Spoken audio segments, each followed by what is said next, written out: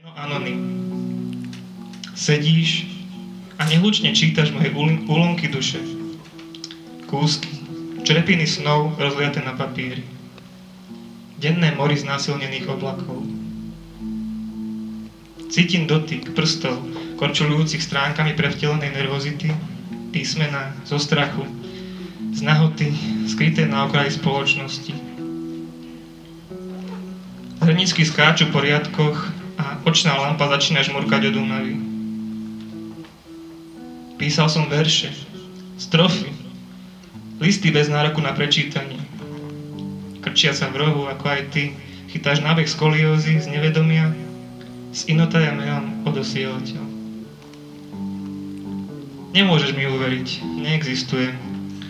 Zatiaľ hľadáš ma pohľadom v priestore medzi parapetom a neprítomnosťou dňa. Objímaš si kolená a tvaruješ myšlienky do predstav umelca, ktorý sa ešte nenarodil. Premýšľaš nad tým, aký som, no v skutočnosti sa to nikdy netúžiš dozvedieť. Bojíme sa spoznať spoločný svet za ospalými roletami, bojíme sa skočiť z balkóna do rieky zvanej realita, zatiaľ čo sa topíme v bezbolestnej fantázii. Tvárime sa dospelo, no nechceme dospieť do štádia bez kliedy na prstoch, nudy, bublinkových fólií a radšej si rozbijame kolená, než aby sme sekali do ľadu, ktorý nás delí od seba a slanej vody. Sme tanečníci vyzlečených prianí, ktorí zmeškali svoju pieseň. Utečenci, skrývajúci sa za vlastné svedomie. Čítaš ma? Len pár minút.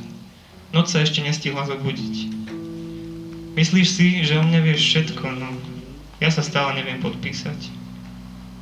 Za oknom počuješ kroky, mučenie snehu na podrážkach, pľúca sa naplnili tichom, no ja som stále nezačal žiť. Tak dúfam, že ste mali dobrý večer.